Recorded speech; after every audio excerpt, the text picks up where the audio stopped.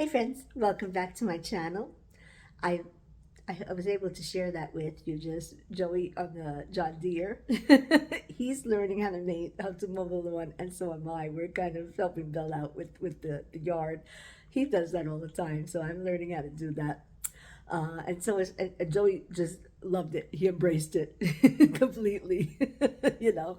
So, and just so that you know, before I even start, this is the number right here that is the number of days that are left until I can retire. Now it's actually a couple weeks after that, but I'm taking a little vacation beforehand, so I actually will be leaving sooner. Yes, I pushed up that day. um, that's pushed up about as much as it can go. So, and I'm happy about it. I really am. I had felt in my heart that I was going to be retiring soon anyway.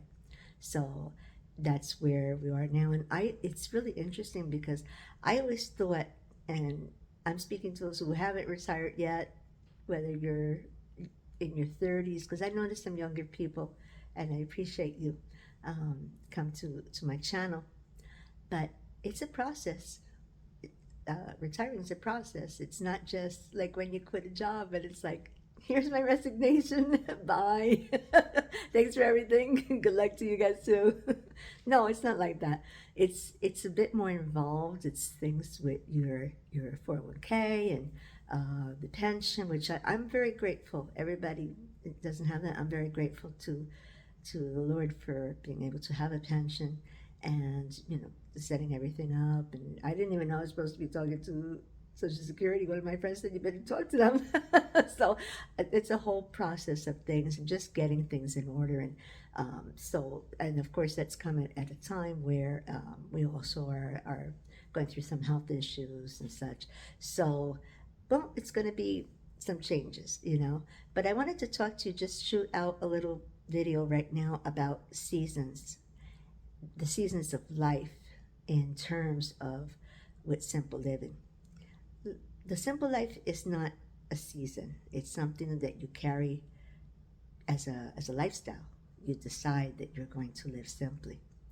And that is, when we were younger, we were in a different season. And maybe you've been in that season too, where, and sometimes you can't help it. Sometimes we went through seasons where we both were laid off of jobs. He got laid off, then I got laid off. And you're using credit cards to do things. And sometimes you just use credit cards, to do it, and you acquire debt, and it's hard. But I'm glad we're at a place now where we are trying to get everything in order. Our house is paid, so that's one thing that we don't have to worry about. But it's a season when you're younger that you are more more concerned with buying a house. And some people, I have read that millennials are not that into homeownership. There are some that have it, but they're not, and I applaud them. I believe that I read somewhere that the American dream was that you bought the house and you had the car and the this and the that. Really, the American dream is what you aspire it to be, what you're seeking with your life. What do you need for it to be happy? We really don't need all these. I'm good with just a car. No, you don't need to have this, the Bentley or anything. So we're coming into a different season now where things are going to be even more simple, where I won't be driving my car as much. I'm not going to be getting up to go to work. So I'm still going to get up and do things because there's other things to be done, and there's still an active time to be. But we're going into like another season. And like the real seasons, which are, well, no, this is a real season too, but I mean the seasons that are like summer, spring, and autumn, and fall, and Christmas. Christmas is a season, yes. Well, you prepare for them. I wasn't totally completely prepared at this age for this particular season. And by the way, I don't know what your favorite season is, but my favorite season is the autumn. I love the autumn. And we're coming now out of the summer. Days are getting a little bit cooler, not a lot, but a little bit cooler, a little less of that humidity. I live in North Carolina, so it's still humid down here. But it's so nice because I can't wait to put away all the summer stuff and bring out all the winter stuff and the whole thing with going to the mountains where it's hotter, where it's too hot now to really do a lot of that, but at that time it is. So, but it's also the same thing as the seasons of life where you carry that same philosophy of living simply. You don't have to change your clothing in that sense. You know, you don't have to change. You take that with you, that you are going to live simply. That is just the way that you live. We, you're going to, and that aspect goes into everything. With living simply is also gratitude, being grateful for everything. As I say, I'm fortunate to have a pension. I realize everybody doesn't have one, so I'm grateful to have one, and I'm grateful to have a very humble 401k, a very humble 457b. But these are the little savings that I have set aside that will carry through in the beginning because I'm leaving before the age of 65. I'm 60. I'll be 62 and a half plus change in November in December actually is when December 1st is my actual day.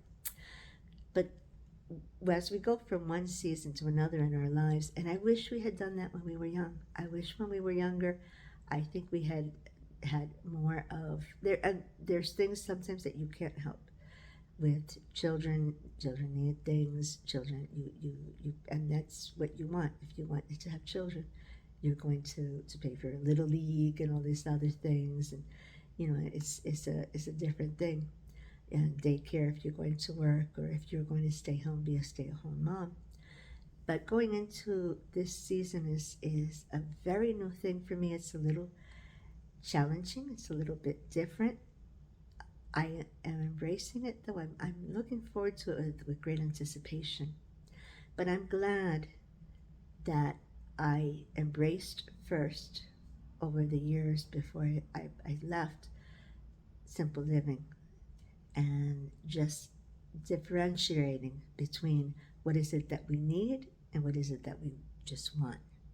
And wanting is not bad. There's nothing wrong with wanting, but you don't depend on that. You don't live for that. You don't live for that, for money and bringing extra things to yourself.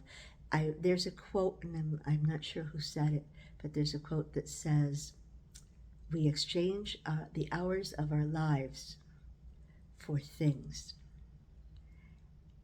and that's true. It's very true. So I'm glad at this point I am learning that, and I encourage you also to actually embrace living simply, just differentiating between the needs and the wants.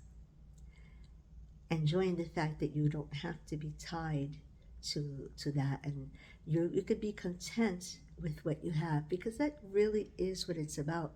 It's about being content with what you have, doing the most with what you have, to doing the best with what you have. That's really it. And it's not having to, we have no one to impress, you know. A lot of times you're impressing people that you don't even like, you know, when you're younger, you know, and it's not being mean. A lot of times it's true, you know.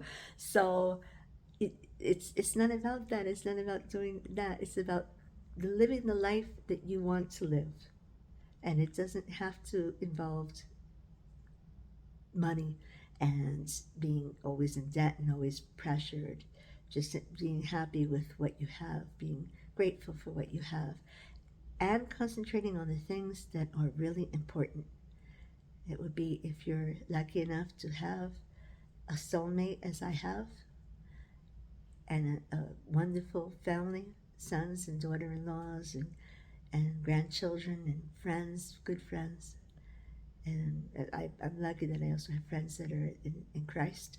So those are the things, those are our real riches. It's the treasures of heaven that Jesus spoke about. So I want to leave you with that.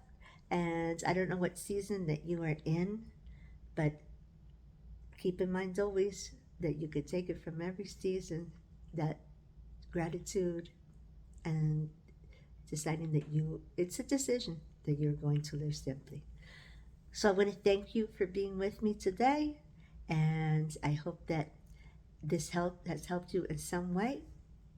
And until I see you again, may you be blessed.